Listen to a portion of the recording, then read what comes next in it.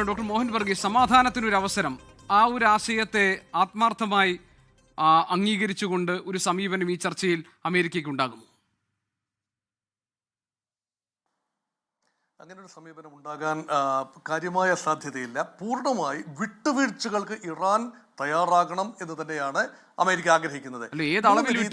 ഒരു തർക്കം വരുമ്പോൾ ഒരു എനിമി, ഒരു ശത്രു, അതായത് ഏത് അളവിൽ അമേരിക്ക ആഗ്രഹിക്കുന്ന അളവിലുള്ള വിട്ടുവീഴ്ച ഇല്ല എങ്കിൽ ബലപ്രയോഗത്തിന് മുതിരുന്നു എന്ന ഒരു സൂചനയാണ് ഇവിടെ കാണുന്നത്. നമുക്ക് 3 രീതിയിൽ ഇതിനെ കാണാം. ഒന്ന്, if you can't defeat N enemy, join him. ഇത് സാധാരണ മറ്റ് ഗൾഫ് രാജ്യങ്ങൾ ചെയ്ത ഒരു പണിയാണ്. അമേരിക്കയോട് മുട്ടമിട്ട് നിൽക്കാൻ ഒക്കില്ല, തങ്ങളുടെ റിസോഴ്സസ് സംരക്ഷിക്കണം.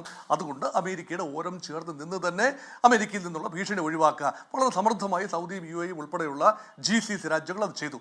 രണ്ടാമതൊരു ഒരു മാർഗമുണ്ട്, ഇറാനൊക്കെ ചെയ്തിരുന്ന പോലെ അതിശക്തമായി ശത്രുവുമായി പ്രതിരോധിച്ചു നിൽക്കുക, ആയുധങ്ങൾ ഉണ്ടാക്കുക, പ്രോക്സികളെ സഹായിക്കുക, അങ്ങനെ നിൽക്കുക. അവിടെ ഒരു ഘട്ടത്തിന് ഉപരിയായി അത് പോകാനാവില്ല എന്നറിയുമ്പോൾ മൂന്നാമത്തെ ഒരു മാർഗമാണ് ചർച്ചയുടെ മാർഗം, സമവായത്തിൻ്റെ മാർഗം. അവിടെ പരമാവധി വിട്ടുവീഴ്ച ചെയ്യുക. ഇപ്പം ബലവാന്റെ ആണല്ലോ ലോകം. ഇവിടെ ഒരു പ്രിപ്പോണ്ടറൻസ് ഓഫ് ബാലൻസ് അമേരിക്കയുടെ പക്ഷത്താണ്. അതുകൊണ്ട് ബലപ്രയോഗത്തിന് അമേരിക്ക മുതിർന്നാൽ ആത്യന്തികമായ വിജയം അമേരിക്കയ്ക്കാവും.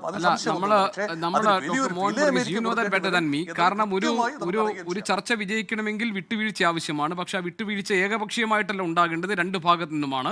അവിടെ ഇറാൻ മുന്നോട്ട് വെച്ച ഒരു ആവശ്യമുണ്ട്, ആണവ വിഷയത്തിലും ഉപരോധങ്ങൾ നീക്കുന്നതിൽ മാത്രമായി ചർച്ച പരിമിതപ്പെടരുത് എന്നതിൽ പരിമിതപ്പെടുത്തണം എന്നുള്ളതാണ്.